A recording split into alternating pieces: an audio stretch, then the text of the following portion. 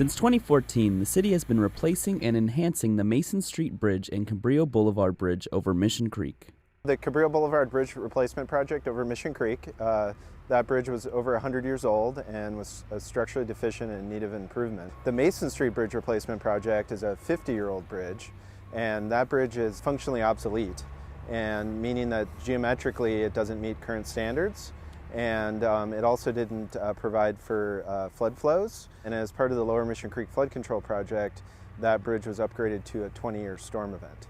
In addition to replacing the bridges, there have been many improvements to Mission Creek, including creek banks and restored wildlife habitat for steelhead trout and tidewater gobies. It was designed to be basically doubles the capacity of Mission Creek through this area. Prior to this, it was a little bit more than 30 foot wide, the channel bottom, and now it's 60 foot wide. At Cabrillo Boulevard Bridge, the old bridge was actually built in 3 different phases. And underneath the bridge there were multiple rows of what we call piles, or the foundation for the bridge.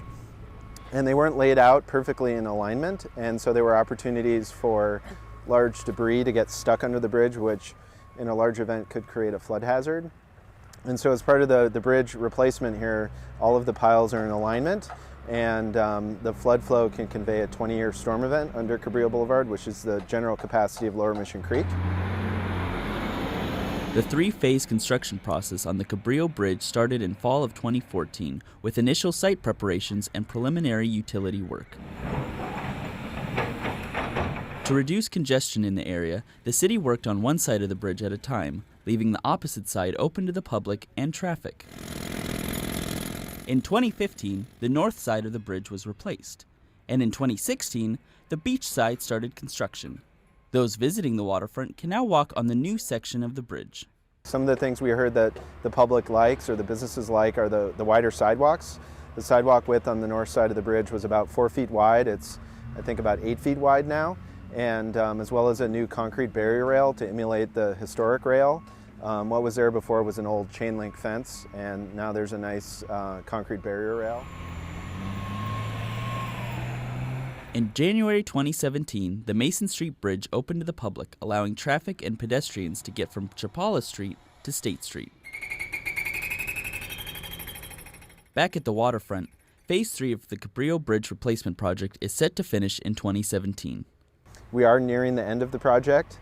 Upcoming, look for some reopenings of some vehicle lanes on Cabrillo Boulevard, and then be looking for the remainder of the project to be completed in spring, summer, potentially some remaining items in the park in fall of 2017. We're happy with it, the way it's progressed so far. We've had a good team to work with.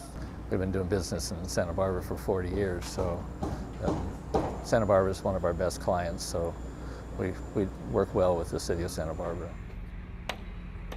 As the Cabrillo Bridge replacement project finishes up, construction on 2 other bridges in Santa Barbara will commence, but with a shorter time frame.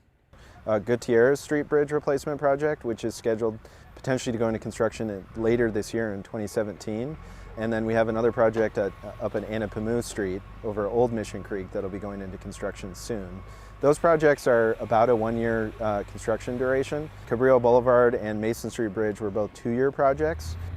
When the Cabrillo Bridge is finally finished, Lower State Street will have a new bridge that is well worth the wait. Cabrillo Boulevard's a really unique bridge for the city. It's on the waterfront, it's in a city historic district, and it's also a primary arterial bridge. I'm not sure there is a more important bridge to the city than the Cabrillo Boulevard project, which is why I think the city and Caltrans and everybody involved in this project really wanted to make the most of this project and kind of make it as a prime example of a public works project. I think it's something the city is proud of and can be proud of for the next 100 years.